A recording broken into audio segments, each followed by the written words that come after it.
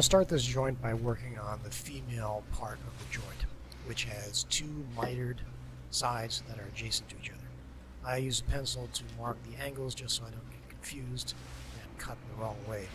Then I use a marking gauge and I cut a very small line on both sides, which are going to be the end of the mitered sides of this joint. This is all kind of complicated, but you'll see it as we go along here.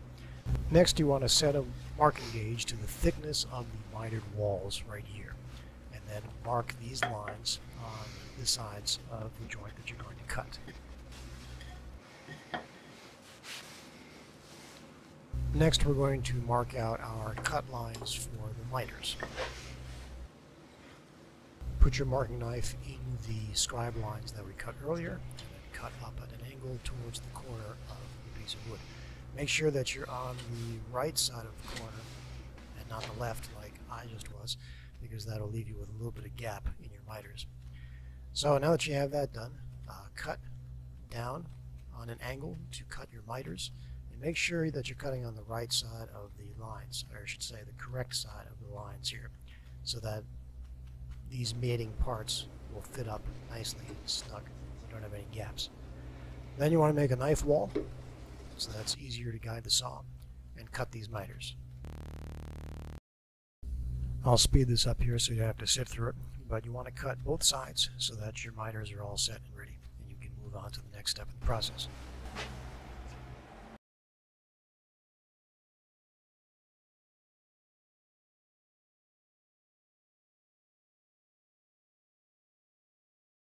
So at this point, we're going to leave the female part alone, and we're going to start working on the male ends of the joint, which there are two of. Take a marking gauge and mark out the thickness of the piece of wood. I forgot to mention this earlier, but your pieces of wood have to be the exact same dimension, width and thickness. So we're going to mark out this side mitered part, and again I put a pencil line so that I don't get confused as to which way the miters are going. And I use the gauge as before, the same gauge actually, to mark out the thickness of the mitered sides. And then I cut. And as before, make sure that you cut on the correct side of the line so that these mitered walls are the same thickness when you put the joint together.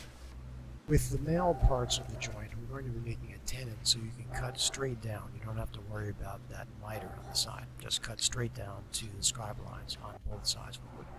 Then get out a chisel that you're going to use to cut the mortising with, and set your marking gauge to the thickness, and then use your marking gauge to scribe the lines for the tenons. Again, I'll speed this up, but basically what you want to do is scribe the tenon lines on both of the male parts of the joint, and then X off the waste so you don't cut out anything that you're going to need later. Now I've used the same marking gauge on the female end to mark out the mortising, so I'll put an X where that's going to go. And then I'll take another marking gauge and I will mark out the length of the mortising.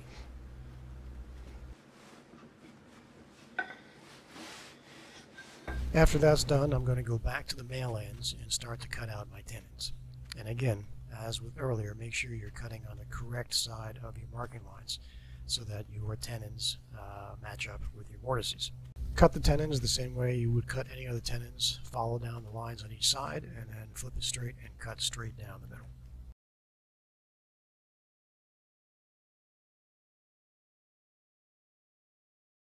Now this is the trickiest part of the joint, but it's actually rather simple.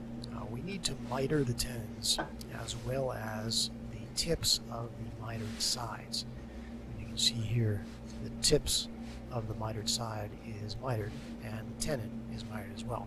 Now this looks kind of complicated to cut, but it's actually rather simple. You want to start off by marking a diagonal line, and when you do this, the most important thing is to make sure that that cut line is on the right side of the corners here on both sides.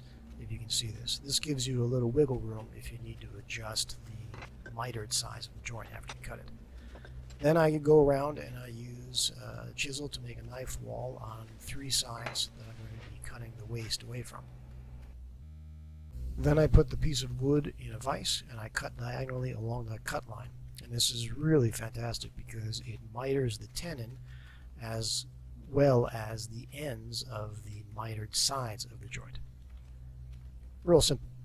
And then I cut away the waste, and I continue through to cut that angle on the tenon. And then I finished by cutting away the waste in the middle. Now that that's done, I need to scribe lines that will mark the thickness of my tenon.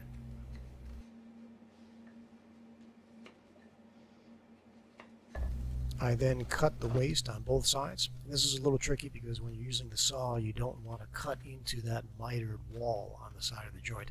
So make sure you angle your saw and watch where you're cutting.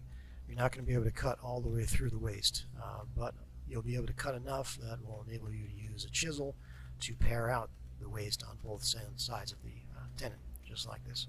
And again, I'll speed this up so it's not as boring.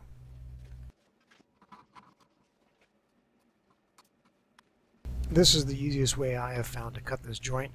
If you have any other ways, please let me know in the comments. But then you just use a chisel to get in between the tenon and the mitered wall and clean that up. Make sure that your shoulders are all flat and even on all sides of the tenon so that everything lines up when you put it together. And then we move on to the very last step, which is finally cutting the mortising in the female part of the joint.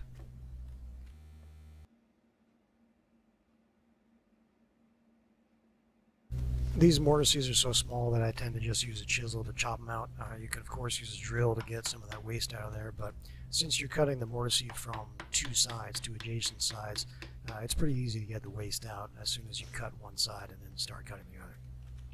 Put a piece of tape around your chisel to mark your depth so that you don't go out the other side, and have fun.